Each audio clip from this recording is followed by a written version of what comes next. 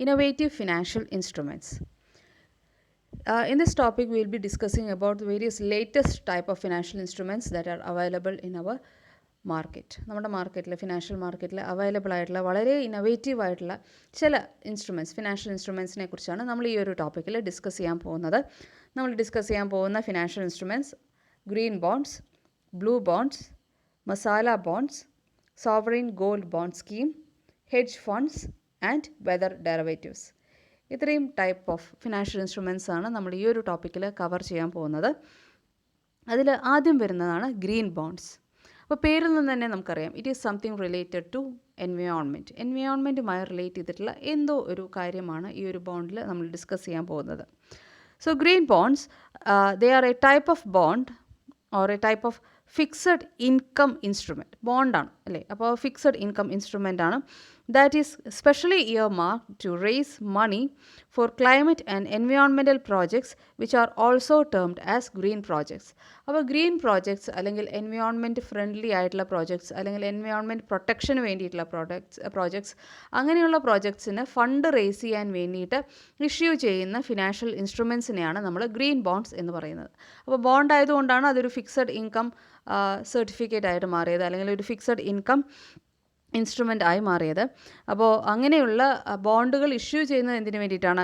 Environment related ആയിട്ടുള്ള പ്രോജക്റ്റുകൾക്ക് വേണ്ടിയിട്ട്, environment protection ആയിട്ടുള്ള പ്രോജക്റ്റുകൾ അല്ലെങ്കിൽ എൻവയോൺമെൻറ്റ് സസ്റ്റൈനബിലിറ്റി റിലേറ്റഡ് ആയിട്ടുള്ള പ്രോജക്റ്റുകൾ, അങ്ങനെയുള്ള പ്രോജക്റ്റുകൾക്ക് ഫണ്ട് കണ്ടെത്താൻ വേണ്ടിയിട്ടാണ്, അല്ലെങ്കിൽ അങ്ങനെയുള്ള പ്രോജക്റ്റുകൾക്ക് വേണ്ടി ഫണ്ട് റേസ് ചെയ്യാൻ വേണ്ടിയിട്ടാണ് ഗ്രീൻ ബോണ്ട്സ് ഇഷ്യൂ ചെയ്യുന്നത്.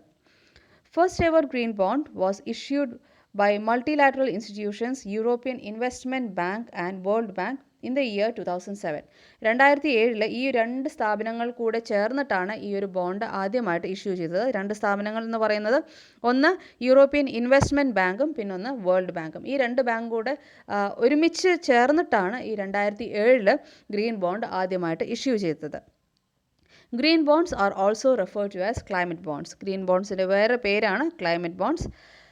Then Exim Bonds Bank launched the India's first dollar-denominated green bonds in the year 2015. 2015 ഇന്ത്യയിൽ ആദ്യമായിട്ട് ഗ്രീൻ ബോണ്ട് ഇറങ്ങുന്നത്. ഇന്ത്യയിൽ ഈ ഒരു ബോണ്ട് ആദ്യമായിട്ട് ഇറക്കിയത് എക്സിം ബാങ്ക് ആണ്. എക്സിം ബാങ്ക് ഇറക്കിയ ഗ്രീൻ ബോണ്ടിൻ്റെ ഒരു പ്രത്യേകത എന്താണെന്ന് വെച്ചാൽ അത് റുപ്പി ഡിനോമിനേറ്റഡ് അല്ല, പകരം US ഡോളർ ഡിനോമിനേറ്റഡ് ആയിട്ടുള്ള ഒരു ഇൻസ്ട്രുമെൻ്റ് ആയിരുന്നു, അല്ലെങ്കിൽ ഒരു ബോണ്ടായിരുന്നു. Then India has become the 7th largest green bond market in the world. അപ്പോൾ ഇന്ത്യ ഇപ്പോൾ നല്ല രീതിയിൽ ഗ്രീൻ ബോണ്ട്സ് ഇഷ്യൂ ചെയ്യുന്നുണ്ട്. കാരണം നമ്മൾ ഒരു ഡെവലപ്പിംഗ് നേഷൻസ് ആണ്, അതുകൊണ്ട് തന്നെ ഒരുപാട് പ്രോജക്റ്റുകൾ നമ്മൾ ലോഞ്ച് ചെയ്യുന്നുണ്ട്. അപ്പോൾ എല്ലാ പ്രോജക്റ്റുകളും എൻവയോൺമെൻറ്റൽ ഫ്രണ്ട്ലി പ്രോജക്റ്റുകളാക്കാൻ വേണ്ടിയിട്ട് നമ്മൾ കഴിയുന്നതും ശ്രമിക്കാറുണ്ട്. അതായത് ഒരു എൻവയോൺമെൻറ്റിന് അധികം ഒന്നും നെഗറ്റീവായിട്ട് ഇമ്പാക്റ്റ് വരാതെ രീതിയിലുള്ള പ്രോജക്റ്റുകളാണ് ഇന്ത്യ ഇപ്പോൾ കഴിയുന്നതും സ്വീകരിക്കുന്നത്. അപ്പോൾ അങ്ങനെയുള്ള എൻവയോൺമെൻറ്റൽ ഫ്രണ്ട്ലി ആയിട്ടുള്ള പ്രോജക്റ്റുകൾക്ക് അല്ലെങ്കിൽ എൻവയോൺമെൻറ്റ് പ്രൊട്ടക്ഷൻ റിലേറ്റഡ് ആയിട്ടുള്ള പ്രോജക്റ്റുകൾക്ക് ഫണ്ട് റേസ് ചെയ്യാൻ വേണ്ടി ഇന്ത്യ ഇപ്പോൾ സ്വീകരിക്കുന്നത് ഗ്രീൻ ബോണ്ട് എന്ന ഒരു ഫിനാൻഷ്യൽ ഇൻസ്ട്രുമെൻ്റ് ആണ്. അപ്പോൾ അതുകൊണ്ട് തന്നെ ഇന്ത്യ ഇപ്പോൾ ഒരു 7th largest green bond market in the world ആയി മാറിയിട്ടുണ്ട്. Then SEBI released the first green bond guidelines relating to listing, norms for raising money, etc. in the year January 2016. 2015 ഇന്ത്യയിൽ ആദ്യമായിട്ട് ഈ ഒരു ബോണ്ട് ഇഷ്യൂ ചെയ്യപ്പെടുന്നത്, അതായത് ഗ്രീൻ ബോണ്ട് ആദ്യമായിട്ട് issue ചെയ്യപ്പെടുന്നത്. പക്ഷേ 2016 ആണ് ഈ ഒരു ബോണ്ടുമായി റിലേറ്റ് ചെയ്തിട്ടുള്ള റെഗുലേഷൻസ് എന്തൊക്കെയായിരിക്കണം, അതായത് ലിസ്റ്റിംഗ് റെഗുലേഷൻസ്, എങ്ങനെയാണ് ഈ ഒരു ബോണ്ട് നമ്മുടെ സ്റ്റോക്ക് എക്സ്ചേഞ്ചിൽ ലിസ്റ്റ് ചെയ്യപ്പെടേണ്ടത് എന്നുള്ളതിനെക്കുറിച്ചും, അതുപോലെ എങ്ങനെയാണ് ഈ ഒരു ബോണ്ട് ട്രേഡ് ചെയ്യപ്പെടേണ്ടത് എന്നുള്ളതിനെക്കുറിച്ചുമൊക്കെ റിലേറ്റ് ചെയ്തിട്ടുള്ള റെഗുലേഷൻസ് ഇറങ്ങുന്നത് ജാനുവരി 2016. സെബിയാണ് ആ ഒരു റെഗുലേഷൻസ്. ഓബ്വിയസ്ലി നമ്മുടെ ഒരു സ്റ്റോക്ക് മാർക്കറ്റ് വാച്ച് ഡോഗ് എന്ന് പറയുന്നത് സെബിയാണ്. അപ്പോൾ സെബി തന്നെയാണ് ഈ ഒരു ഗ്രീൻ മാർക്കറ്റ് ബോണ്ട്സ് എങ്ങനെയാണ് ട്രേഡ് ചെയ്യപ്പെടേണ്ടത് എന്നുള്ളതിനെക്കുറിച്ചിട്ടുള്ള ഗൈഡ് ലൈൻസും ഇറക്കിയിരിക്കുന്നത്. As per the SEBI guidelines, a bond will become recognized as green bonds if your fund raised through it is used for renewable and sustainable energy including wind, solar, bioenergy, etc. അപ്പോൾ ഈ ഒരു wind energy അല്ലെങ്കിൽ bio energy അല്ലെങ്കിൽ solar energy ഇങ്ങനെയുള്ള പ്രോജക്റ്റുകൾക്ക് വേണ്ടിയിട്ടാണ്, അല്ലെങ്കിൽ ഇങ്ങനെയുള്ള പ്രോജക്റ്റുകൾ ഇംപ്ലിമെൻറ്റ് ചെയ്യാൻ വേണ്ടിയിട്ടാണ് നമ്മൾ ഫണ്ട് റേസ് ചെയ്യുന്നത് എങ്കിൽ ഗ്രീൻ ബോണ്ട് ഇഷ്യൂ ചെയ്യാം എന്നുള്ള ഒരു രീതിയിലാണ് സെബി ഗൈഡ് ലൈൻസ് ഇറക്കിയിരിക്കുന്നത്. Banks are also allowed to issue green masala bonds. ബാങ്കുകൾക്കും ഇതിനുള്ള ഒരു പവർ കൊടുത്തിട്ടുണ്ട്. ഗ്രീൻ മസാല ബോണ്ട്സ് ഇഷ്യൂ ചെയ്യാനുള്ള ഒരു പവർ കൊടുത്തിട്ടുണ്ട്. അപ്പോൾ എൻവയോൺമെൻറ്റൽ ഫ്രണ്ട്ലി ആയിട്ടുള്ള പ്രോജക്റ്റുകളാണ് ഈ ബയോ എനർജി പ്രോജക്റ്റ്, അതുപോലെ wind energy project, solar energy project, ഇതുപോലെയുള്ള എൻവയോൺമെൻറ്റൽ ഫ്രണ്ട്ലി ആയിട്ടുള്ള അല്ലെങ്കിൽ എൻവയോൺമെൻറ്റൽ സസ്റ്റൈനബിലിറ്റി എന്നുകൊണ്ട് ഉദ്ദേശിക്കുന്നത് എൻവയോൺമെൻറ്റലിന് ഒരുപാട് ഹാംഫുൾ അല്ലാത്ത രീതിയിലുള്ള പ്രൊജക്റ്റുകൾക്ക് ഫണ്ട് റേസ് ചെയ്യാൻ വേണ്ടിയിട്ടാണ് നമ്മൾ ഗ്രീൻ ബോണ്ട്സ് ഇഷ്യൂ ചെയ്യുന്നത്. ഇനി green bonds are designed to be designated bonds intend to encourage sustainability and support environment related projects. നമ്മൾ ഓൾറെഡി പറഞ്ഞ കാര്യമാണ്. എൻവയോൺമെൻറ്റ് റിലേറ്റഡ് ആയിട്ടുള്ള എൻവയോൺമെൻറ്റിന് ഹാംഫുൾ അല്ലാത്ത പ്രോജക്റ്റുകൾക്ക് ഫണ്ട് റേസ് ചെയ്യാൻ വേണ്ടിയിട്ടാണ് നമ്മൾ ഗ്രീൻ ബോണ്ട്സ് യൂസ് ചെയ്യുന്നത്. അപ്പോൾ ഇറ്റ് എൻകറേജസ് സസ്റ്റൈനബിലിറ്റി, അതായത് ഹാംഫുൾ ആയിട്ടുള്ള എൻവയോൺമെൻറ്റിനെ ഹാംഫുള്ളായിട്ട് ബാധിക്കുന്ന പ്രോജക്റ്റുകളെ ഒന്നും നമ്മൾ ഈ ഒരു ഗ്രീൻ ബോണ്ടിലൂടെ ഫണ്ട് റേസ് ചെയ്യാൻ അനുവദിക്കാറില്ല. വളരെ എൻവയോൺമെൻറ്റൽ ഫ്രണ്ട്ലി ആയിട്ടുള്ള പ്രോജക്റ്റുകൾക്ക് മാത്രമേ ഗ്രീൻ ബോണ്ട്സിലൂടെ ഫണ്ട് റേസ് ചെയ്യാനുള്ള അനുവാദം കൊടുക്കാനുള്ളൂ. That is why it is said that green bond issue encourages sustainability. Then green bonds are issued to raise fund for projects aimed at energy efficiency, pollution prevention, sustainable agriculture, fishery and forestry, clean transportation, clean water etcetera. അപ്പോൾ environmental friendly ആയിട്ടുള്ള പ്രോജക്റ്റുകളുടെ ഒരു വലിയ list തന്നെ ഇവിടെ കൊടുത്തിട്ടുണ്ട്. അതായത് pollution prevention, അതുപോലെ energy efficiency, ഇതിനൊക്കെ ഒരുപാട് ഇപ്പോൾ ഗവൺമെൻറ് ഇമ്പോർട്ടൻസ് കൊടുക്കുന്നുണ്ട്. അപ്പോൾ ഇതുപോലെയുള്ള എൻവയോൺമെൻറ്റലിനെ മാക്സിമം പ്രൊട്ടക്റ്റ് ചെയ്യുന്ന അല്ലെങ്കിൽ എൻവയോൺമെൻറ്റിനെ മാക്സിമം സപ്പോർട്ട് ചെയ്യുന്ന, ഇപ്പോൾ നമുക്ക് ഈ ഒരു കാലഘട്ടത്തിൽ നമ്മൾ ഗ്ലോബൽ വാർമിങ്ങിനെ കുറിച്ചൊക്കെ ഒരുപാട് വറീഡാണ്. അതുകൊണ്ട് തന്നെ നമ്മുടെ പ്രോജക്റ്റുകൾ ന്യൂലി ആയിട്ട് നമ്മൾ ലോഞ്ച് ചെയ്യുന്ന സമയത്ത്, അല്ലെങ്കിൽ ബിസിനസ്സുകാർ ഒരു പ്രൊജക്റ്റ് പുതിയതായിട്ട് ലോഞ്ച് ചെയ്യുന്ന സമയത്ത് വളരെയധികം ശ്രദ്ധിക്കാറുണ്ട് അത് എൻവയോൺമെൻറ്റിനെ ഹാംഫുൾ അല്ലാത്ത രീതിയിലുള്ള പ്രൊജക്റ്റ് ആക്കാൻ വേണ്ടിയിട്ട്. അപ്പോൾ അങ്ങനെയുള്ള പ്രോജക്റ്റുകളെ മാക്സിമം സപ്പോർട്ട് ചെയ്യാൻ വേണ്ടിയിട്ടാണ് ഗവൺമെൻറ് ഈ ഒരു ഗ്രീൻ ബോണ്ട് ഇഷ്യൂ ചെയ്യാൻ വേണ്ടിയിട്ട് അനുവാദം നൽകിയിരിക്കുന്നത്. അപ്പോൾ green bond issue covers fund raising for projects such as air pollution prevention, clean water distribution, അതുപോലെ fishery and forestry, sustainable agriculture, ഇങ്ങനെയുള്ള പല പ്രോജക്റ്റുകളെയും ഫണ്ട് ചെയ്യാൻ വേണ്ടിയിട്ട് ഗ്രീൻ ബോണ്ട്സ് ഇഷ്യൂ ചെയ്യാറുണ്ട്. Then green bonds also finance എൻവയോൺമെൻ്റലി ഫ്രണ്ട്ലി ടെക്നോളജീസിനെ finance ചെയ്യാനും വേണ്ടിയിട്ട് യൂസ് ചെയ്യാറുണ്ട്. And mitigation of climate change, നമ്മുടെ ഇപ്പോഴത്തെ ഒരു വലിയൊരു പ്രശ്നമാണ് ക്ലൈമറ്റ് ചേഞ്ച് എന്ന് പറയുന്നത്. അപ്പോൾ ക്ലൈമറ്റ് ചേഞ്ചിനെ കൺട്രോൾ ചെയ്യാൻ അല്ലെങ്കിൽ ക്ലൈമറ്റ് ചേഞ്ചിനെ പ്രിവെൻറ്റ് ചെയ്യാനുള്ള പ്രോജക്റ്റുകൾ, അങ്ങനെയുള്ള പ്രോജക്റ്റുകൾക്ക് ഫണ്ട് റേസ് ചെയ്യാൻ വേണ്ടിയിട്ടും ഗ്രീൻ ബോണ്ട്സ് യൂസ് ചെയ്യാറുണ്ട്. അപ്പോൾ ഇങ്ങനെ എൻവയോൺമെൻറ്റൽ ഫ്രണ്ട്ലി ആയിട്ടുള്ള പ്രോജക്റ്റുകൾക്ക് ഫണ്ട് റേസ് ചെയ്യാൻ വേണ്ടിയിട്ട് നമ്മൾ യൂസ് ചെയ്യുന്ന ഒരു ഫിനാൻഷ്യൽ ഇൻസ്ട്രുമെൻ്റാണ് green bonds. Green bonds bond കാറ്റഗറിയിൽ പെടുന്നത് കൊണ്ട് തന്നെ അതൊരു ഫിക്സഡ് ഇൻകം ബെയറിംഗ് സെക്യൂരിറ്റി ആണ്. അടുത്ത ടൈപ്പ് ബോണ്ടാണ് ബ്ലൂ ബോണ്ട്സ്. ബ്ലൂ ബോണ്ട്സ് എന്ന് പറയുമ്പോൾ തന്നെ നമുക്കറിയാം അതൊരു ഓഷ്യൻ റിലേറ്റഡ് ആയിട്ടുള്ള ബോണ്ടാണ്. അപ്പോൾ blue bond supports sustainable oceans, അതായത് ഓഷ്യനും ഇപ്പോൾ നമുക്കറിയാം വളരെയധികം പൊല്യൂഷൻ കൊണ്ട് ബുദ്ധിമുട്ടുന്ന ഒരു നമ്മുടെ ഭൂമിയുടെ ഒരു ഭാഗമാണ് ഓഷ്യൻ. പൊല്യൂഷൻ മാത്രമല്ല, ഓവർ ഫിഷിംഗ്, ഒരുപാട് ലാർജ് എമൗണ്ട് ഓഫ് ഫിഷിംഗ് ഇപ്പോൾ നടക്കുന്നുണ്ട്. അതുകൊണ്ട് തന്നെ പല സ്പീഷീസും എക്സ്റ്റൻഷൻ നേരിടുന്ന ഒരു ഘട്ടത്തിലേക്കാണ് പോയിക്കൊണ്ടിരിക്കുന്നത്. അപ്പോൾ ഷാർക്കായാലും വെയിൽസ് ആയാലും, ഇപ്പോൾ ബ്ലൂ വെയിലിനെയൊക്കെ ഇപ്പോൾ നല്ല രീതിയിൽ ഹണ്ട് ചെയ്യുന്നുണ്ട്. കാരണം ബ്ലൂ വെയിലിൻ്റെ ആ ഒരു ബോഡി പാർട്സിൽ നിന്നാണ് പെർഫ്യൂം ഇൻഡസ്ട്രിക്ക് വേണ്ട ഫ്രാഗ്രൻസസ് ഒക്കെ എക്സ്ട്രാക്ട് ചെയ്യുന്നത്. അപ്പോൾ അതിന് വേണ്ടിയിട്ട് ഒരുപാട് രീതിയിൽ ബ്ലൂ വെയിൽസിനെയൊക്കെ ഹണ്ട് ചെയ്യുന്നുണ്ട്.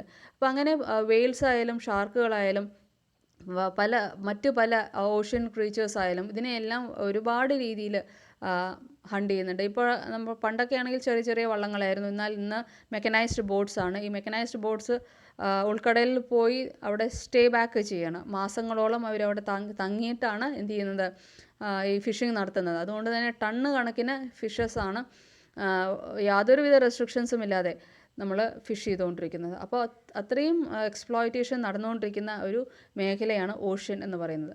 ഓഷ്യൻ്റെ വേറൊരു പ്രത്യേകത എന്തെന്ന് വെച്ചാൽ നമ്മുടെ ഒരു ഭൂമി എടുത്ത് നോക്കിക്കഴിഞ്ഞാൽ 71% ഭൂമി കവർ ചെയ്തിരിക്കുന്നത് ഓഷ്യൻ ആണ്. അതുകൊണ്ട് തന്നെ ഓഷ്യൻ്റെ പൊല്യൂഷൻ എന്ന് പറയുന്നത് വളരെ ഭീകരമായ ഒരു സിറ്റുവേഷനാണ്. കാരണം ഓഷ്യൻ പൊല്യൂട്ടഡ് ആയിക്കഴിഞ്ഞാൽ നമ്മുടെ ഭൂമിയുടെ 71% പൊല്യൂട്ടഡ് ആവും എന്നുള്ളൊരു സിറ്റുവേഷനിലേക്കാണ് നമ്മൾ പോയിക്കൊണ്ടിരിക്കുന്നത്. അപ്പോൾ ഓഷ്യൻ്റെ ഒരു പ്രൊട്ടക്ഷനും വളരെ ഇമ്പോർട്ടൻ്റ് ആണ്. അപ്പോൾ ഇവിടെ ബ്ലൂ ബോണ്ട്സ് കൊണ്ട് ഉദ്ദേശിക്കുന്നത് പറയുന്നുണ്ട് ദേ സപ്പോർട്ട് സസ്റ്റൈനബിൾ ഓഷ്യൻസ്. അതായത് ഓഷ്യനെ പ്രൊട്ടക്റ്റ് ചെയ്യാൻ വേണ്ടിയിട്ടുള്ള ഒരു ബോണ്ടിനെയാണ് നമ്മൾ ബ്ലൂ ബോണ്ട്സ് എന്ന് വിളിക്കുന്നത്. ഇപ്പോൾ ഒരു എക്കോണമീനെ തന്നെ നമ്മൾ പറയുന്നുണ്ട്, ബ്ലൂ എക്കോണമി. ബ്ലൂ എക്കോണമി എന്ന് കൊണ്ട് ഉദ്ദേശിക്കുന്നത് ഓഷ്യൻ റിലേറ്റഡ് ആയിട്ടുള്ള ഒരു എക്കോണമീനെയാണ് നമ്മൾ ബ്ലൂ എക്കോണമി എന്ന് പറയുന്നത്. ഫിഷറീസൊക്കെ അതിൽ വരുന്ന ഒരു ഭാഗമാണ്. അതായത് ഫിഷറീസും അതുപോലെയുള്ള പല ബിസിനസ്സുകളും അല്ലെങ്കിൽ അതുപോലെയുള്ള പല ആക്ടിവിറ്റീസും ഈ ഒരു ബ്ലൂ എക്കോണമി എന്ന് പറയുന്ന എക്കോണമിയിലാണ് പെടുന്നത്. അപ്പോൾ ബ്ലൂ ബോണ്ട്സ് എന്താണ് എന്നുള്ളത് നോക്കാം. Blue bonds are debt instruments. Obviously ബോണ്ടുകളാണ്, അതുകൊണ്ട് തന്നെ എന്തുതന്നെയായിരിക്കും, ഡെറ്റ് ഇൻസ്ട്രുമെൻറ്റ്സ് തന്നെയായിരിക്കും.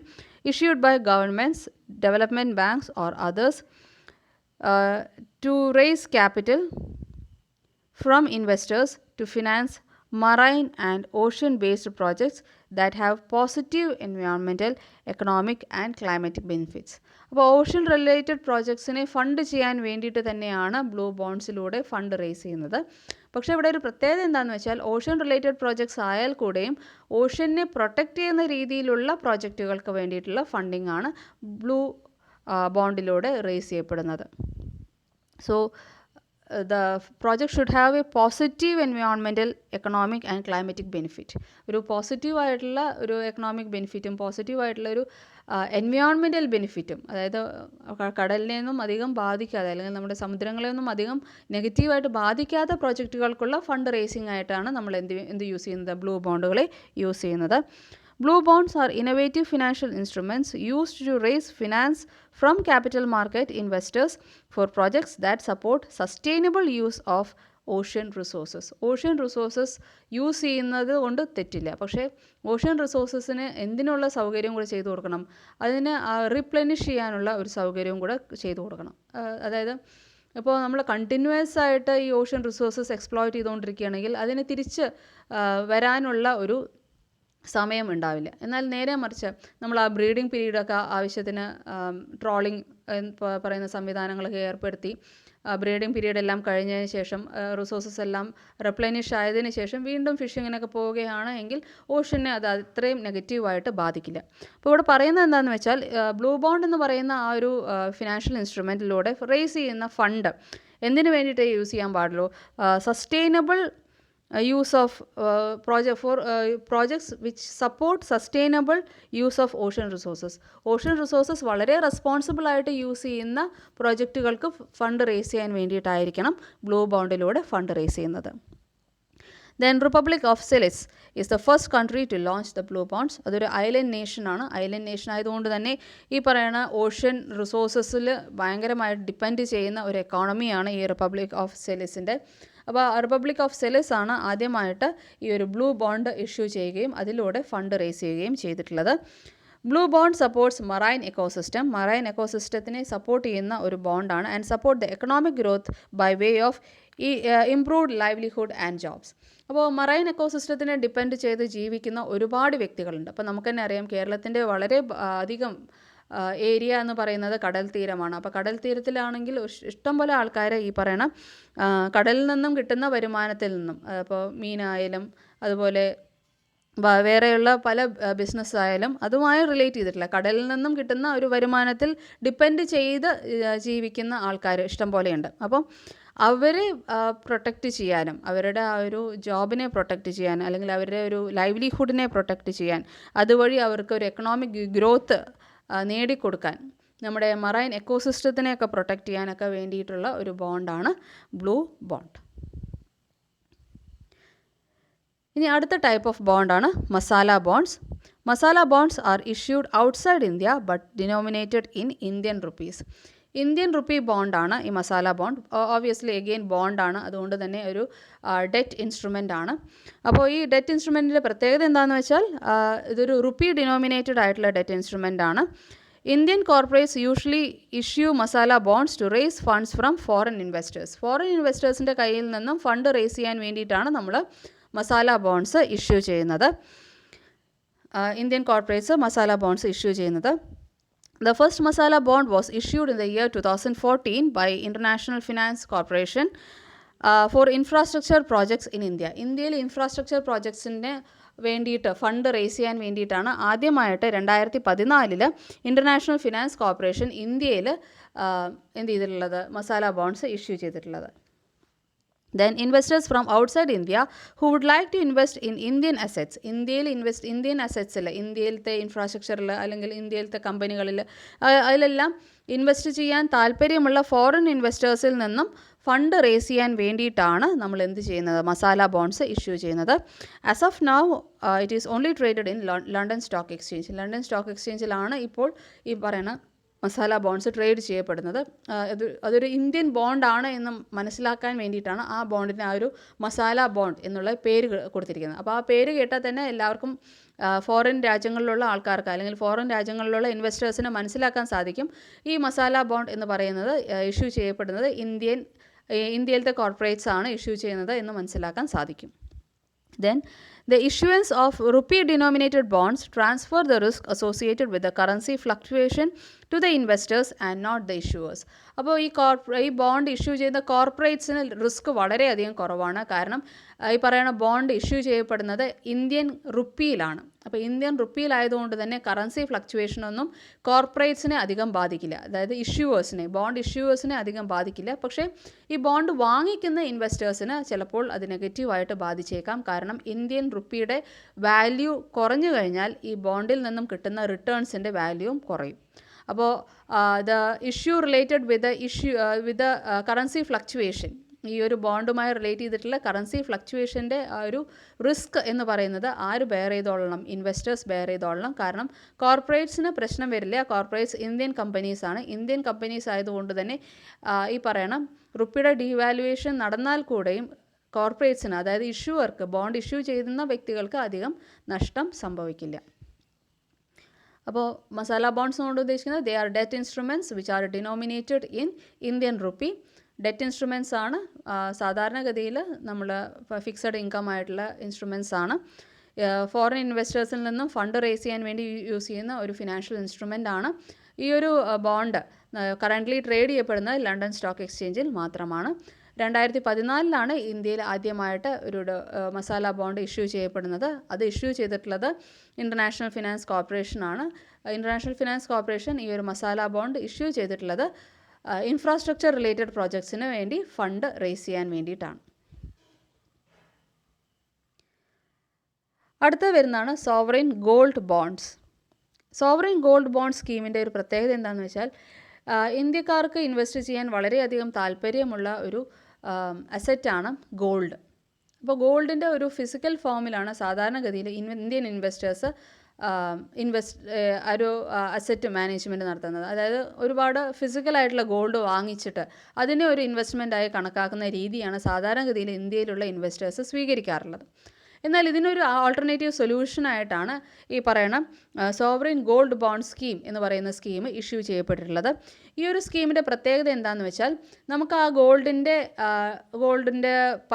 വില കൂടുമ്പോൾ അതിൻ്റെ ആ ഒരു അപ്രീസിയേഷൻ്റെ ഗുണം നമുക്ക് എൻജോയ് ചെയ്യാൻ സാധിക്കും. പക്ഷേ നമുക്ക് എന്ത് ചെയ്യേണ്ട കാര്യമില്ല, ഈ ഗോൾഡ് ഫിസിക്കലായിട്ട് മെയിൻറ്റെയിൻ ചെയ്യേണ്ട കാര്യമില്ല. അപ്പോൾ ഗോൾഡ് ഫിസിക്കലായിട്ട് മെയിൻറ്റെയിൻ ചെയ്യുമ്പോൾ ഒരുപാട് റിസ്ക് ഉണ്ട്.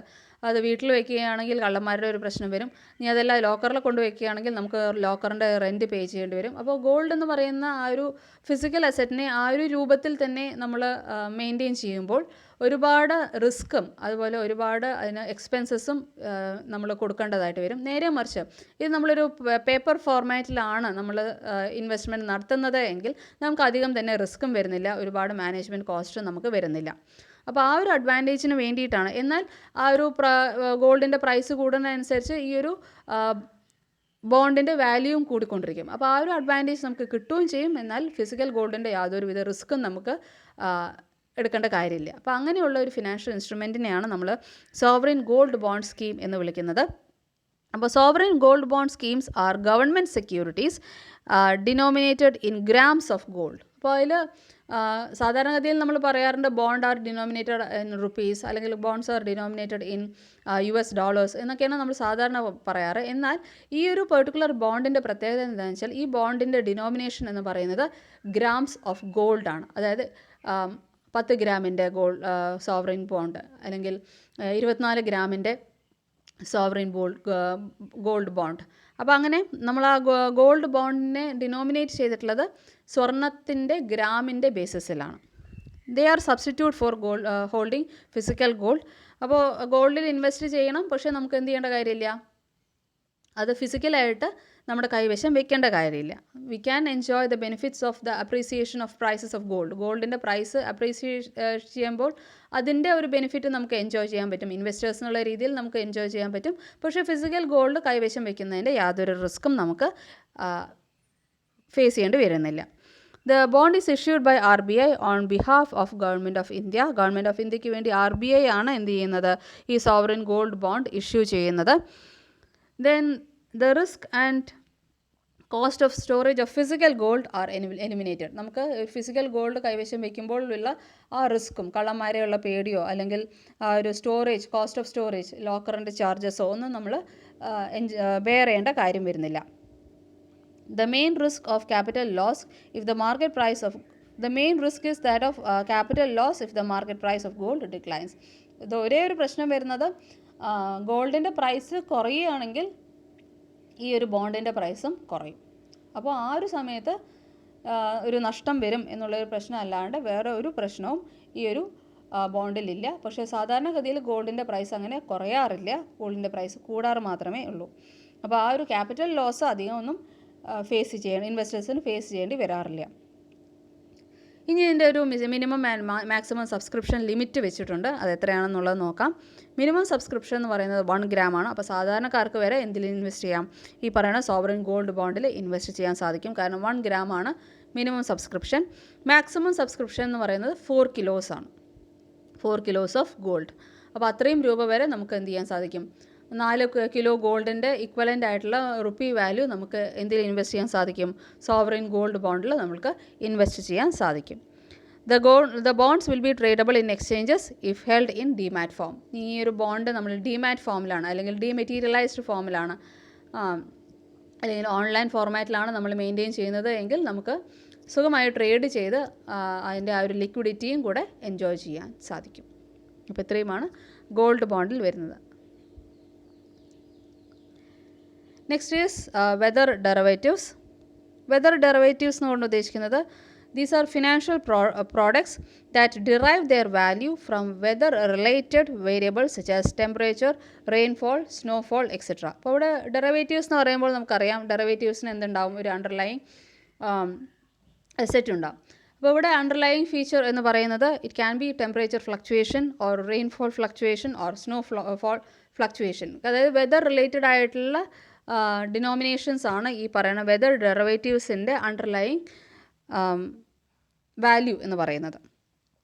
അപ്പോൾ ആ ഒരു വെതർ റിലേറ്റീവ് ആയിട്ടുള്ള അണ്ടർലൈങ് വാല്യൂ ഉള്ള ഡെറിവേറ്റീവ്സിനെ നമ്മൾ വിളിക്കുന്ന പേരാണ് വെതർ ഡെറിവേറ്റീവ്സ്. അപ്പോൾ weather derivatives are used by organisation to hedge അല്ലെങ്കിൽ to mitigate the risk associated with adverse or unexpected weather conditions. ഇപ്പോൾ നമുക്ക് ഇപ്പോൾ നമ്മൾ ഫേസ് ചെയ്യുന്ന ഒരു വലിയ പ്രശ്നമാണ് അൺപ്രഡിക്റ്റബിൾ ആയിട്ടുള്ള വെതർ കണ്ടീഷൻസ്. സാധാരണഗതിയിൽ നമുക്ക് കറക്റ്റായിട്ട് പറയാൻ സാധിക്കും എപ്പോൾ ചൂടുകാലം തുടങ്ങും, എപ്പോൾ മഴക്കാലം തുടങ്ങും, എപ്പോൾ മഞ്ഞുകാലം തുടങ്ങും എന്നൊക്കെ നമുക്ക് വളരെ കറക്റ്റായിട്ട് പ്രെഡിക്റ്റ് ചെയ്യാൻ പറ്റുന്ന ഒരു സിറ്റുവേഷൻ ആയിരുന്നു.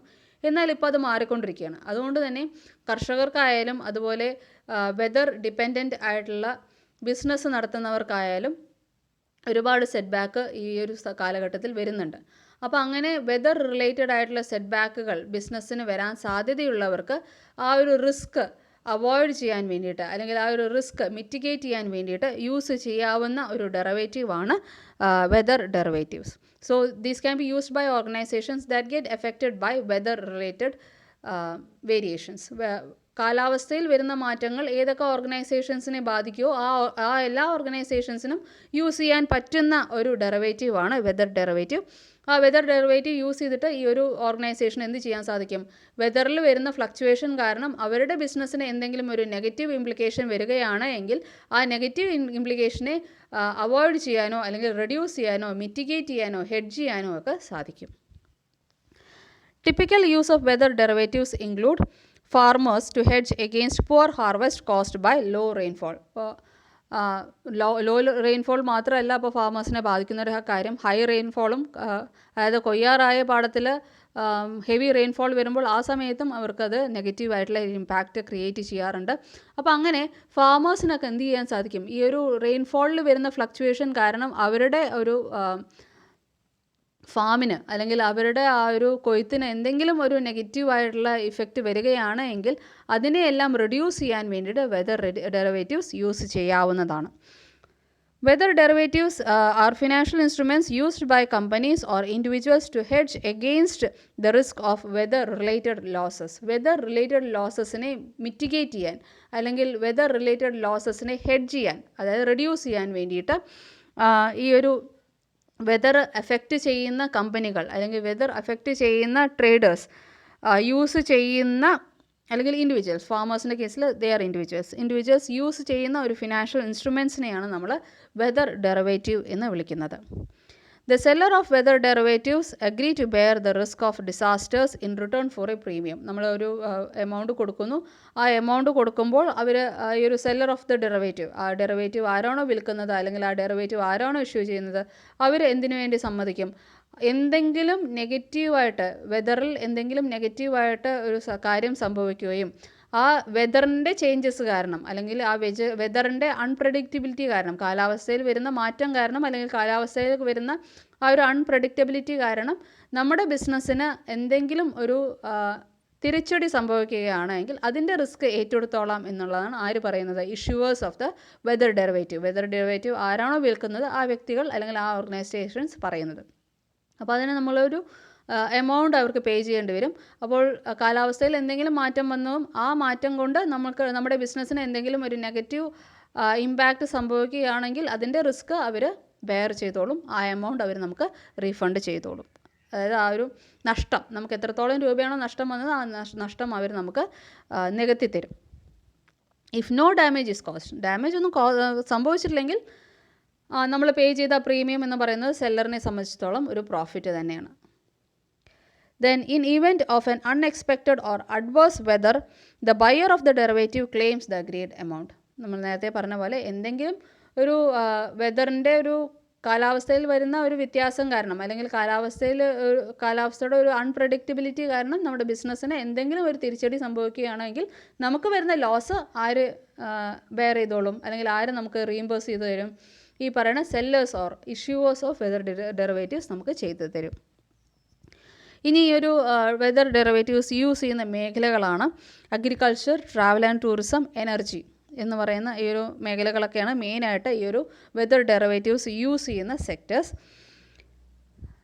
കാരണം ഈ മേഖലകളൊക്കെയാണ് ഈ പറയുന്ന വെതർ കണ്ടീഷൻസിൽ വരുന്ന ചേഞ്ചസ് ഏറ്റവും കൂടുതൽ ബാധിക്കുന്ന മേഖലകൾ അല്ലെങ്കിൽ ബാധിക്കുന്ന industry. Agriculture industry, travel and tourism industry and energy industry. ഈ 3 ഇൻഡസ്ട്രിയാണ് വെതർ ഫ്ലക്ച്വേഷൻസ് കാരണം ഏറ്റവും കൂടുതൽ ബുദ്ധിമുട്ടുന്ന 3 ഇൻഡസ്ട്രീസ്. അപ്പോൾ ഈ ഇൻഡസ്ട്രീസിലുള്ള ബിസിനസ്സുകാരാണ് മെയിൻലി എന്ത് യൂസ് ചെയ്യുന്നത്? Weather derivatives. അവരുടെ റിസ്ക്, വെതർ ഫ്ലക്ച്വേഷൻ കാരണം വരുന്ന അവരുടെ ബിസിനസ്സിൻ്റെ റിസ്ക് മിറ്റിഗേറ്റ് ചെയ്യാൻ വേണ്ടിയിട്ട് വെതർ ഡെറിവേറ്റീവ്സ് യൂസ് ചെയ്യുന്നത്. Then weather derivatives are used to mitigate the risk emerging out of damaging weather factors. കാലാവസ്ഥയിൽ വരുന്ന വ്യതിയാനം കാരണം ബിസിനസ്സിന് വരുന്ന നഷ്ടങ്ങൾ നികത്താൻ വേണ്ടിയിട്ട് ഇഷ്യൂ ചെയ്യുന്ന ഒരു ഫിനാൻഷ്യൽ ഇൻസ്ട്രുമെൻറ്റിനെയാണ് നമ്മൾ വെതർ ഡെറിവേറ്റീവ്സ് എന്ന് വിളിക്കുന്നത്. And the last one is hedge funds. Hedge funds എന്ന് പറയുന്നത് ഒരു മ്യൂച്വൽ ഫണ്ട് പോലെ തന്നെയാണ്. പക്ഷേ മ്യൂച്വൽ ഫണ്ട് ഹെഡ്ജ് ഫണ്ടും തമ്മിലുള്ള വ്യത്യാസം എന്താണെന്ന് വെച്ചാൽ മ്യൂച്വൽ ഫണ്ടിൽ ആർക്ക് വേണമെങ്കിലും ഇൻവെസ്റ്റ് ചെയ്യാം. ഒരു ലോ ഇൻകം ഗ്രൂപ്പുകാർക്കും മിഡിൽ ഇൻകം ഗ്രൂപ്പുകാർക്കും ആർക്ക് വേണമെങ്കിലും മ്യൂച്വൽ ഫണ്ടിൽ ഇൻവെസ്റ്റ് ചെയ്യാം. മാത്രമല്ല മ്യൂച്വൽ ഫണ്ടിൻ്റെ റെഗുലേഷൻ എന്ന് പറയുന്നത് കുറച്ചും കൂടെ സ്ട്രിക്റ്ററാണ്. കാരണം ഇൻവെസ്റ്റേഴ്സിൻ്റെ ഒരു ഡൈവേഴ്സിറ്റി വളരെ ഹ്യൂജ് ആയതുകൊണ്ടും സാധാരണക്കാർ മുതൽ പണക്കാർ വരെ എല്ലാവരും ഒരുപോലെ ഇൻവെസ്റ്റ് ചെയ്യുന്ന ഒരു മേഖല ആയതുകൊണ്ട് തന്നെ മ്യൂച്വൽ ഫണ്ട് എന്ന് പറയുന്ന ആ ഒരു സെക്ടറിൻ്റെ സെബി റെഗുലേഷൻസ് വളരെ സ്ട്രിക്റ്റ് ആണ്. എന്നാൽ അത്രത്തോളം സെബി റെഗുലേഷൻ എവിടെ വരുന്നില്ല, ഹെഡ്ജ് ഫണ്ടുകളുടെ കേസിൽ വരുന്നില്ല. Hedge funds they are exclusively for reputed or authorised investors. Authorised ആയിട്ടുള്ള ഇൻവെസ്റ്റേഴ്സിന് വേണ്ടിയിട്ട് അല്ലെങ്കിൽ റെപ്യൂട്ടഡ് ആയിട്ടുള്ള ഇൻവെസ്റ്റേഴ്സിന് വേണ്ടിയിട്ട് ഇഷ്യൂ ചെയ്യുന്ന ഫണ്ടുകളെയാണ് നമ്മൾ ഹെഡ്ജ് ഫണ്ട്സ് എന്ന് വിളിക്കുന്നത്. So hedge funds are privately owned companies. They are also privately owned companies. Mutual funds പോലെ തന്നെ privately owned companies ആണ്. That pool investors money. അവരെന്ത് ചെയ്യുന്നുണ്ട്, ഇൻവെസ്റ്റേഴ്സിൻ്റെ കയ്യിൽ നിന്നും ഫണ്ട് സ്വീകരിക്കുന്നുണ്ട്. And reinvest them in complicated financial instruments. എന്നിട്ട് ഈ ഇൻവെസ്റ്റേഴ്സിൽ നിന്നും പൂൾ ചെയ്തിട്ടുള്ള ഫണ്ട് അവരെന്ത് ചെയ്യുന്നുണ്ട്, വേറെ ഫിനാൻഷ്യൽ ഇൻസ്ട്രുമെൻസിലെല്ലാം ഇൻവെസ്റ്റ് ചെയ്യുന്നുണ്ട്. അപ്പോൾ ഇൻവെസ്റ്റേഴ്സിന് നേരിട്ട് ആ ഫിനാൻഷ്യൽ ഇൻസ്ട്രുമെൻസിൽ ഇൻവെസ്റ്റ് ചെയ്യേണ്ട കാര്യമില്ല. ഇൻവെസ്റ്റേഴ്സിൽ നിന്നും ഈ പറയുന്ന പ്രൈവറ്റ് ഓർഗനൈസേഷൻസ് ഫണ്ട് ശേഖരിച്ച് ഈ പ്രൈവറ്റ് ഓർഗനൈസേഷൻസ് ആണ് എന്ത് ചെയ്യുന്നത്, ഫിനാൻഷ്യൽ ഇൻസ്ട്രുമെൻസിൽ ഈ ഫണ്ട് ഇൻവെസ്റ്റ് ചെയ്യുന്നത്. ജസ്റ്റ് ലൈക്ക് മ്യൂച്വൽ ഫണ്ട് പോലെ തന്നെയാണ്. Then hedge fund is an investment fund that has capital from accredited investors. അതാണ് ഇവിടെ ശ്രദ്ധിക്കാനുള്ളത്. മ്യൂച്വൽ ഫണ്ട് പോലെ എല്ലാവർക്കും എന്തിലേക്ക് ആക്സസ് ഇല്ല, ഹെഡ്ജ് ഫണ്ടിലേക്ക് ആക്സസ് ഇല്ല. ഹെഡ്ജ് ഫണ്ട്സിലേക്ക് ആർക്ക് മാത്രമേ ആക്സസ് ഉള്ളൂ, അക്രഡിറ്റഡ് ആയിട്ടുള്ള ഇൻവെസ്റ്റേഴ്സിന് മാത്രമേ ആക്സസ് ഉള്ളൂ, അല്ലെങ്കിൽ ഇൻസ്റ്റിറ്റ്യൂഷണൽ ഇൻവെസ്റ്റേഴ്സിന് മാത്രമേ ആക്സസ് ഉള്ളൂ. And invest in A variety of assets. പല ടൈപ്പ് അസറ്റ്സിൽ ഇൻവെസ്റ്റ് ചെയ്യുന്നുണ്ട്. Often with complicated portfolio construction and risk management techniques. വളരെ കോംപ്ലിക്കേറ്റഡ് ആയിട്ടുള്ള ഒരു റിസ്ക് മാനേജ്മെൻറ്റ് ടെക്നിക്സ് ആണ് ഈ ഒരു ഹെഡ്ജ് ഫണ്ട് മാനേജ് ചെയ്യുന്ന പ്രൈവറ്റ് ഓർഗനൈസേഷൻസ് സ്വീകരിക്കുന്നത്. അതുപോലെ തന്നെ ഈ ഹെഡ്ജ് ഫണ്ട്സിലൂടെ ഇൻവെസ്റ്റ് ചെയ്യുന്ന ഫിനാൻഷ്യൽ ഇൻസ്ട്രുമെൻറ്റ്സ് എന്ന് പറയുന്നത് വളരെ ഡൈവേഴ്സിഫൈഡ് പോർട്ട്ഫോളിയോ ആയിട്ടുള്ള വളരെ ഡൈവേഴ്സിഫൈഡ് ആയിട്ടുള്ള ഫിനാൻഷ്യൽ ഇൻസ്ട്രുമെൻസിലാണ് ഇൻവെസ്റ്റ് ചെയ്യപ്പെടുന്നത്. അപ്പോൾ ഓതറൈസ്ഡ് ആയിട്ടുള്ള ഇൻവെസ്റ്റേഴ്സിൽ നിന്നും ഫണ്ട് പൂൾ ചെയ്യുന്നു. ഫണ്ട് പൂൾ ചെയ്തതിന് ശേഷം ഈ പറയണ ഹെഡ്ജ് ഫണ്ട് ആരാണോ മാനേജ് ചെയ്യുന്നത് ആ പ്രൈവറ്റ് ഓർഗനൈസേഷൻസ് നല്ല നല്ല ഫിനാൻഷ്യൽ ഇൻസ്ട്രുമെൻസിനെ ഐഡൻറ്റിഫൈ ചെയ്യുന്നു. എന്നിട്ട് കോംപ്ലിക്കേറ്റഡ് ആയിട്ടുള്ള റിസ്ക് മാനേജ്മെൻറ്റിലൂടെ ഇൻവെസ്റ്റേഴ്സിന് നല്ല രീതിയിലുള്ള ഹൈ പ്രോഫിറ്റ് ഏൺ ചെയ്ത് കൊടുക്കുന്നു. Then hedge funds are administered by professional investment management firms. വളരെ പ്രൊഫഷണൽ ആയിട്ടുള്ള ഈ ഒരു പ്രൈവറ്റ് കമ്പനിയാണെന്ന് നമ്മൾ പറഞ്ഞുവല്ലോ. ഹെഡ്ജ് ഫണ്ട്സ് എന്ന് പറയുന്നത് പ്രൈവറ്റ് കമ്പനീസ് ആണെന്ന് പറഞ്ഞുവല്ലോ. ആ പ്രൈവറ്റ് കമ്പനീസ് എന്ന് പറയുന്നത് സാധാരണ പ്രൈവറ്റ് കമ്പനീസ് അല്ല, വളരെ പ്രൊഫഷണലായിട്ട് നടത്തുന്ന മാനേജ്മെൻറ്റ് ഫേംസ് ആണ്. And are often limited partnership or limited liability corporations. അവർ എസ്റ്റാബ്ലിഷ് ചെയ്യപ്പെടുന്നത് ലിമിറ്റഡ് പാർട്ട്ണർഷിപ്പ് ഫേംസ് ആയിട്ടും അല്ലെങ്കിൽ ലിമിറ്റഡ് ലയബിലിറ്റി ഫേംസ് ആയിട്ടുമാണ്, കോർപ്പറേഷൻസുമായിട്ടാണ് ഈ ഒരു കമ്പനി എസ്റ്റാബ്ലിഷ് ചെയ്യപ്പെടുന്നത്, ഹെഡ്ജ് ഫണ്ട് കമ്പനി എസ്റ്റാബ്ലിഷ് ചെയ്യപ്പെടുന്നത്.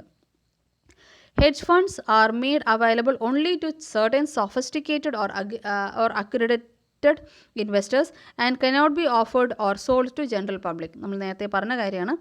Then hedge fund investments are relatively liquid assets. Liquid ആയിട്ടുള്ള അസറ്റ്സ് ആണ്.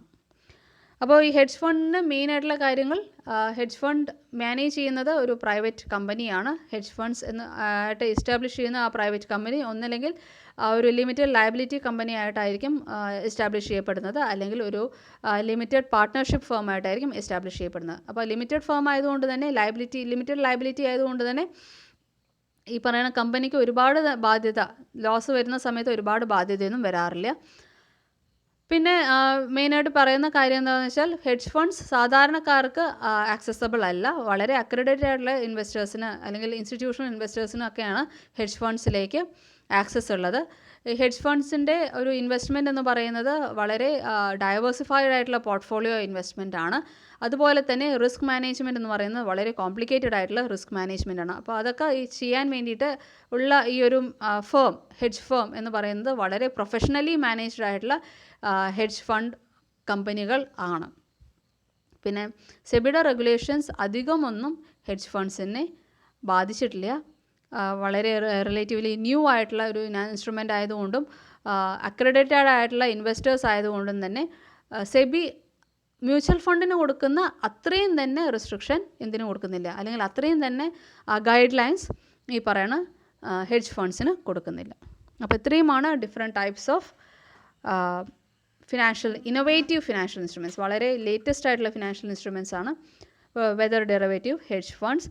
sovereign gold bond scheme, masala bonds, blue bonds and green bonds.